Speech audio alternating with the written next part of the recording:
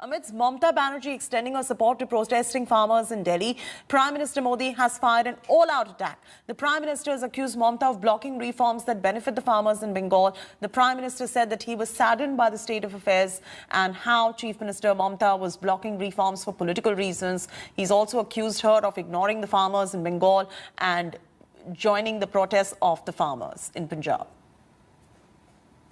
राज्य सरकारों के माध्यम से किसानों का ऑनलाइन रजिस्ट्रेशन होने के बाद उनके आधार नंबर और बैंक खातों का वेरिफिकेशन होने के बाद इस व्यवस्था का निर्माण हुआ है। पूरे हिंदुस्तान के किसानों को इस योजना का लाभ मिल रहा है। सभी विचारधारा की सरकारें इससे जुड़ी हैं, लेकिन एकमात्र पश्चिम बंगाल सरकार, वहां के 70 लाख से अधिक किसान, मेरे किसान भाई बहन बंगाल के, इस योजना के वो लाभ नहीं ले पा रहे हैं। बंगाल की सरकार अपने राजनीतिक कारणों से उनके राज्य के किसानों को भारत सरकार से पैसा जाने वाला है, राज्य सरकार को एक कौड़ी का खर्चा नहीं है, फिर भी वो पैसे उनको नहीं मिल रहे हैं। कई किसानों ने भारत सरकार को सीधी चिट्ठी लिखी हुई है, उसको भी वो मान्यता नहीं देते हैं। और आप कल्पना कर सकते हैं कितने लाखों किसानों ने लाभ लेने के लिए, योजना के लिए अर्जी की, ऑनलाइन आवेदन कर चुके हैं, लेकिन वहां की राज्य सरकार उसको भी अटका करके बैठ गई है। भाइयों बहनों, मैं हैरान हूं और ये बात मैं आज देशवासियों के सामने बड़े दर्द के साथ, बड़े पीड़ा के साथ कहना चाहता हूं। जो लोग 30-30 साल तक बंगाल में राज करते थे, एक ऐसी राजनीतिक विचारधारा को लेकर के बंगाल को कहां से कहां ला करके उन्होंने हालत करके रखी है, सारा देश जानता है। और ममता जी के 15 साल पुराने भाषण सुनोगे तो पता चलेगा कि इस राजनीतिक विचारधारा ने बंगाल को कितना बर्बाद कर दिया था। अब ये कैसे लोग हैं? बंगाल में उनकी पार्टी है, उनका संगठन है, 30 साल सरकार चलाई है, कितने लोग होंगे उनके पास? एक बार भी इन लोगों ने किसानों को ये 2000 रुपया मिलने वाला कार्यक्रम है, बंगाल के अंदर कोई आंदोलन नहीं चलाया। अगर हाल के दिल में किसानों के लिए इतना प्यार था, बंगाल में आपकी धरती है, तो आपने बंगाल में किसानों को न्याय दिलाने के लिए प्रधानमंत्री किसान सम्मान योजना के पैसे किसानों को मिले, इसके लिए क्यों आंदोलन नहीं किए? क्यों आपने कभी आवाज नहीं उठाई?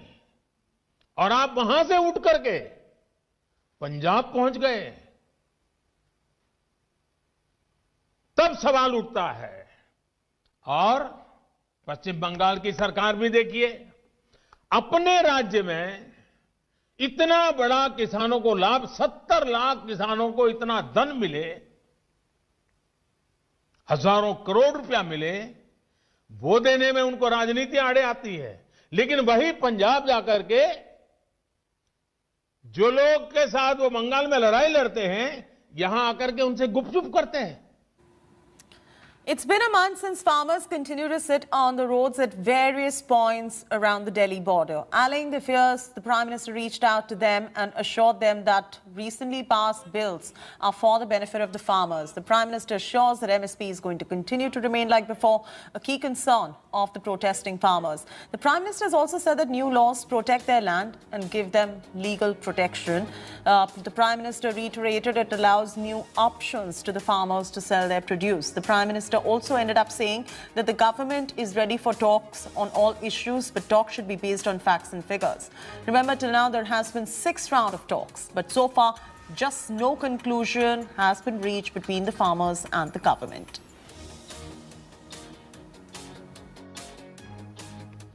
साथियों, तर्क और तथ्य के आधार पर, हर कसौटी पर हमारे ये निर्णय कसे जा सकते हैं। उसमें कोई कमी है तो उसको इंगित करना चाहिए, लोकतंत्र है। हमें सब प्रकार का भगवान ने ज्ञान दिया ऐसा दावा हमारा नहीं है, लेकिन बात तो हो। इन बातों के बावजूद भी लोकतंत्र में अटूट आस्था और श्रद्धा होने के कारण, किसानों के प्रति हमारा समर्पण होने के कारण हर समय किसानों के हर मुद्दे पर चर्चा के लिए सरकार तैयार है। समाधान के लिए हम खुला मन लेकर के चल रहे हैं। कई दल ऐसे भी हैं जो इन्हीं कृषि सुधारों के पक्ष में रहे हैं। उनके लिखित बयान भी हमने देखे हैं। वो आज अपनी कही बात से ही मुकर गए हैं। उनकी भाषा बदल गई है। वो राजनीतिक नेता जो किसानों को भ्रमित करने में जुटे हुए हैं, जिनकी लोकतंत्र में रत्ती भर भी श्रद्धा नहीं है, वो विश्वास ही नहीं करते डेमोक्रेसी में। दुनिया के कई देशों में उनका परिचय है लोगों को। ऐसे लोगों के जो भी उन्होंने कहा है पिछले दिनों, जिस प्रकार के अनलगढ़ आरोप लगा है, जिस भाषा का प्रयोग किया है, पता नहीं कैसी कैसी इच्छाएं व्यक्त की है, मैं बोल भी नहीं सकता हूं। ये सब करने के बावजूद भी, उन सब चीजों को सहन करने के बाद भी, उसको पेट में उतार करके, मन ठंडा रख करके, उन सबको सहन करते हुए मैं आज फिर एक बार नम्रता के साथ उन लोगों को भी जो हमारे गौर विरोध करने पर तुले हुए, उनको भी कहता हूं, मैं नम्रता के साथ कहता हूं, हमारी सरकार किसान हित में उनसे भी बात करने के लिए तैयार है, लेकिन बात मुद्दों पर होगी, तर्क और तथ्यों पर होगी।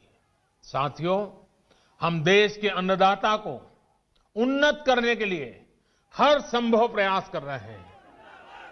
जब आपकी उन्नति होगी तो पूरे राष्ट्र की उन्नति तय है। सिर्फ आत्मनिर्भर किसान ही आत्मनिर्भर भारत की नींव डाल सकता है।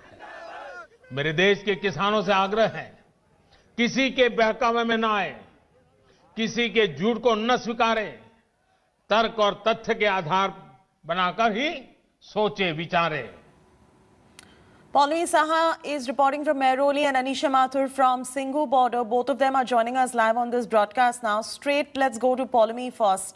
Paulami, we got those reactions from the farmers from the Singhu border, which Anisha got us just about a while back. And in unison, they say that they are still not convinced, despite the address coming in from the Prime Minister. As far as the centre is concerned, what is their plan of action and strategy going forward?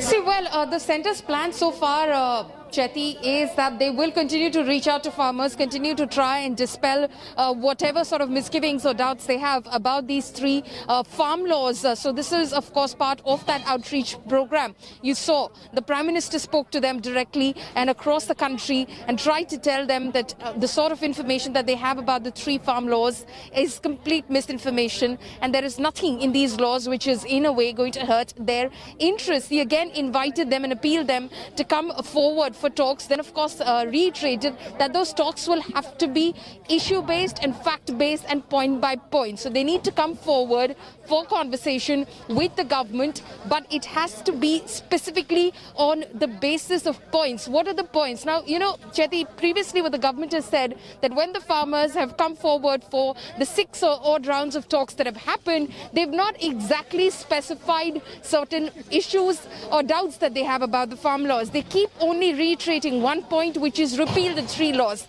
Nothing short of that. When the government asks them, what exactly are your contentions about these laws? Let's go provision by provision. They aren't able to enunciate that. And that is what the government has been saying. But they reiterate that. They sent out another invitation since the stalemate in conversation and dialogue between the centre and the protesting farmers.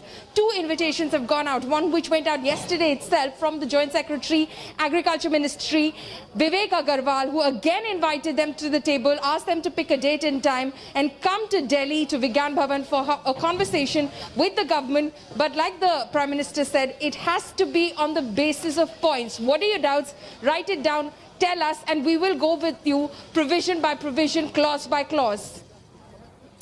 All right, but let's take this across now to Anisha as well. Anisha, you heard Poulomy there. This is exactly the stance of the centre. The Prime Minister just spoke. You got as a reaction from the farmer union saying that they are absolutely unhappy. But this could just keep going on and back and forth, and that standoff will never find a plausible resolution. Where do the farmers now somewhere feel, all right, the centre is making some sort of an outreach and are willing to address point by point what our concerns are. Perhaps we could meet with the centre on some middle ground. What is their stance?